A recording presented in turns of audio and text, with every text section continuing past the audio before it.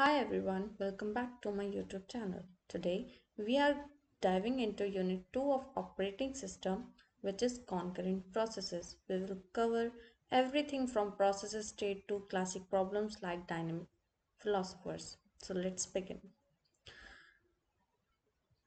These are the topics which we study: process concept, critical section problem, producer consumer problem, dynamic philosopher, or synchronization, semaphore, interprocess, and process generation. So the first topic is process concept and concurrency. So process, what is process? Process is basically जब कोई program execute हो रहा होता है तो a process is a program in execution. It is the unit of work in a modern time sharing time. Process states क्या होते हैं? As a process executes, it moves through different states. जब process हमारा execute होता है तो बहुत सारे state से वो मूव थ्रू करता है। तो जो फर्स्ट स्टेट होता है वो होता है new, the process is being created. वहाँ पे जो प्रोसेस है वो क्रिएट किया जाता है। Ready, the process is waiting in main memory to be assigned to a CPU. And in running state instructions are being executed by the CPU. Waiting state में क्या होता है? The process is waiting for an event, input और output. And at last terminated, the process has finished execution. तो क्या होता है? New में हमारा प्रोसेस क्रिएट होता है, रेडी में वेट कर रहा होता है कि जो मेमोरी है वो असाइन हो सीपीयू के थ्रू। फिर रनिंग में क्या होता है? इंस्ट्रक्शंस दिए जाते हैं एग्जीक्यूशन के लिए। और वेटिंग में क्या होता है? द प्रोसेस इज वेटिंग, जो प्रोसेस है वो वेट कर रहा होता है इवेंट का। और टर्मिनेट में जो प्रोसेस है वो फिनिश हो जाता है। The next one is concurrency. Concurrency is the ability of an OS. जो कॉन्करेंसी है वो ऑपरेटिंग सिस्टम की एक एबिलिटी है टू एग्जीक्यूट मल्टीपल प्रोसेसेस, बहुत सारे प्रोसेसेस को एग्जीक्यूट करना साइमल्टेनियसली, मतलब एक ही साथ। This can happen through parallelism, multi core CPUs और इंटरलीविंग, इनके थ्रू हैपन होता है। जो प्रिंसिपल है कॉन्करेंसी का वो क्या है? Sharing global resources, multiple processes accessing the same variable can lead the inconsistent data. जब मल्टीपल प्रोसेसेस एक्सेस करते हैं सेम डेटा को तो क्या इनकंसिस्टेंट डेटा लीड कर सकता है। ठीक है। रिसोर्स एलोकेशन में होता है managing who get which resource, कौन सा रिसोर्स किसको अलॉट होगा, इसमें रिसोर्स एलोकेशन होता है विदाउट कॉजिंग डेडलॉक। सिंक्रोनाइजेशन क्या है? Coordinating the execution of processes. तो the first problem is the critical section problem. Critical section problem क्या होता है? एक सेगमेंट ऑफ कोड होता है जहाँ पे प्रोसेस एक्सेस करते हैं शेयर्ड रिसोर्सेज को।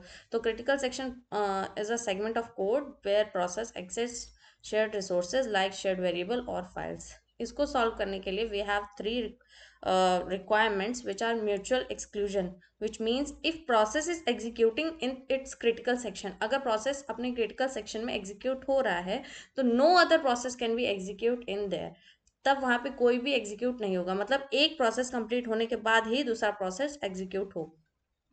तो this is mutual exclusion. Next one is progress. If no process is in critical section and some want to enter, only those not in their remainder section can decide enters next. तो if अगर कोई भी जो process है वो नहीं है critical section में तो जो नेक्स्ट प्रोसेस उसमें एंटर करेगा वो डिसाइड करे, उससे डिसाइड होगा कि नेक्स्ट कौन सा एंटर होगा। The next one is bounded waiting.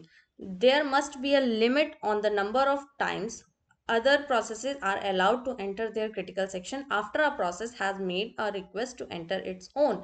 यहाँ पे एक लिमिट होती है टाइम की कि जो प्रोसेस है वो जब तक अलाउ किया गया है वो तब तक ही उसमें एग्जीक्यूट होगा और उसके बाद ही नेक्स्ट प्रोसेस है वो उसके अंदर एंटर होगा। The next problem will be the producer consumer problem. यहाँ पे क्या होता है? हमारे पास एक बफर होता है, प्रोड्यूसर उसमें जो डेटा है उसको इंसर्ट करता है और जो कंज्यूमर है उसको कंज्यूम करता है। तो this is most fundamental problem. We have buffer of fix size, जिसमें बफर होता है फिक्स साइज का। प्रोड्यूसर पुट इनपुट्स जो प्रोड्यूसर है वो इनपुट या फिर आइटम इसमें देता है and consumer take them out. ठीक है। यहाँ पे प्रॉब्लम क्या होती है, the producer can not add items if the buffer is full. अगर जो बफर है वो फुल है तो जो प्रोड्यूसर है वो उसमें आइटम्स को ऐड नहीं कर सकता। Consumer shouldn't remove items if the buffer is empty. अगर जो बफर एम्प्टी है तो जो कंज्यूमर है वो उसमें से कुछ भी एक्सट्रैक्ट या फिर रिमूव नहीं कर सकता। और both shouldn't access the buffer at the exact same time.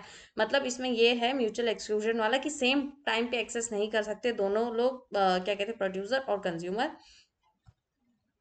इसका जो सॉल्यूशन है वो क्या है, म्यूटेक्स। म्यूटेक्स मतलब यूजिंग सेमाफर का यूज करके हमारे पास इसका सॉल्यूशन है म्यूटेक्स। अब बाइनरी सेमाफर इसमें यूज करते हैं to ensure only one process touches the buffer. Empty empty use किया जाता है accounting semaphore N to track empty slot. क्या एम्प्टी तो नहीं है। एंड फुल के लिए यूज किया जाता है semaphore zero to track filled slots. तो this is producer consumer problem. The next one is dining philosopher problem. इसमें क्या होता है, हमारे पास एक डाइनिंग टेबल होता है और हमारे पास 5 यहाँ पे लोग बैठे होते हैं और वहाँ पे 5 चॉपस्टिक्स होती हैं। सबको नूडल्स को खाना होता है और एट अ टाइम हमको 2 चॉपस्टिक की नीड होती है। तो this is dining philosopher problem, इसको समझते हैं। This is a classical illustration of deadlock and starvation. 5 philosophers sit at a round table with 5 chopsticks. To eat, a philosopher need 2 chopsticks left and right, जो कि एक left और एक right पे रखी हुई है। इसमें जो प्रॉब्लम होती है वो क्या होती है, if all 5 philosophers pick up their chopstick at same time, none can pick up their right. अगर सब लोग अपनी लेफ्ट की उठा लेंगे तो सब लोग लेफ्ट की उठा लेंगे, फिर राइट में होगा ही नहीं। और we need 2 chopsticks at a time. They will wait forever. वो हमेशा इंतजार ही करते रह जाएंगे। And this is a deadlock. तो जो डेडलॉक प्रॉब्लम है वो यही है कि अगर सबने अपनी लेफ्ट वाली स्टिक उठा ली तो वो वेट ही करते रह जाएंगे दूसरे स्टिक की और वो उनको कभी नहीं मिलेगी। इसको डेडलॉक कहते हैं। इसका जो सॉल्यूशन है वो ये है, allow at most 4 philosopher eight a time. हमें 4 फिलोसोफर को ही अलाउ करना चाहिए टेबल पे। And use a asymmetric approach like odd numbered philosopher pick left then right, even number pick left then right. And the third one is allow a philosopher to pick up chopstick only if both are available. अगर both available हैं तो ही philosopher उसको pick up करे, otherwise ना करें। The next solutions are Peterson's solution and Decker's solution. Peterson's solution is basically a classic software based solution for 2 processes. 2 processes के लिए है। It uses 2 variables, bool flag and intern। ठीक है। जो flag होता है उसमें हम i एक वो दिया है, वेरिएबल दिया है जो रिप्रेजेंट करता है प्रोसेस को। And is ready to enter. क्या प्रोसेस रेडी है एंटर करने के लिए। और turn indicate who turn it is. और टर्न जो है वो इंडिकेट करता है कि कौन टर्न करेगा।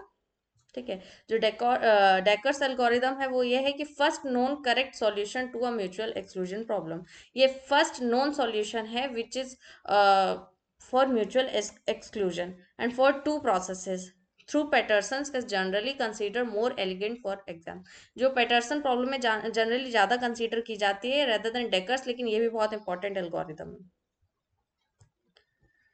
The next one is synchronisation hardware. वहाँ पे टेस्ट एंड सेट है। Modern systems are use hardware instructions to manage locks. जो मॉडर्न सिस्टम्स है वो हार्डवेयर के इंस्ट्रक्शंस को यूज करते हैं मैनेज करने के लिए लॉग्स को। टेस्ट और and set and atomic instructions that read a value and sets it to true in one uninterruptible step, and if the returned value was false the process enters the critical section। ठीक है। अगर instruction true होती है तो वो अगले step पे जाता है विदाउट किसी इंटरप्शन के, और अगर फॉल्स हो जाती है तो it will enter to the critical section. The next one is semaphore. A semaphore is a integer variable use to signalling. ठीक है। It is accessed only through 2 atomic operations, wait और सिग्नल के थ्रू use किया जाए। ये 2 operation है जो सेमाफर के अंदर यूज किए जाते हैं। ठीक है। काउंटिंग सेमाफर क्या है, value can range over an unrestricted domain used for resources and multiple instances. जो काउंटिंग सेमाफर में होता है वैल्यू एक रेंज में होती है और अनरिस्ट्रिक्टेड डोमेन। बाइनरी सेमाफर क्या होता है, mutex. Value can be only 0 और 1। वैल्यू या तो 0 होगी या तो 1 होगी, इसमें कोई भी रेंज चलती है। यहाँ पे कोई भी नहीं है, 0 और 1। यहाँ पे क्या है, हमारे पास वेट और सिग्नल है सेमाफर में। तो वेट में क्या है, decrement the value. If S जो भी वैल्यू है वो अगर लेस है 0 से then the process will block. और सिग्नल क्या है, increment the value if s is less than or equal to 0. ठीक है, it wakes up a blocked processes. The next topic is inter-process communication. IPC allows processes to communicate and synchronize their actions. यहाँ पे shared memory होती है और message passing होता है. Shared memory में fast processes share a region of memory and requires manual synchronization like semaphore. And बात करते हैं जब message passing की, तो processes communicate via send and receive messages, better for distributed systems. The last topic is process generation. In Unix like systems, processes are created using fork system call. तो fork क्या करता है? Create a child process that is duplicate of parent. Exec क्या करता है? Replaces the process's memory space with a new program. Or wait, parent waits for the child to finish. So these are all the topics of Unit 2. I hope you will like this video. Thanks for watching. Thank you.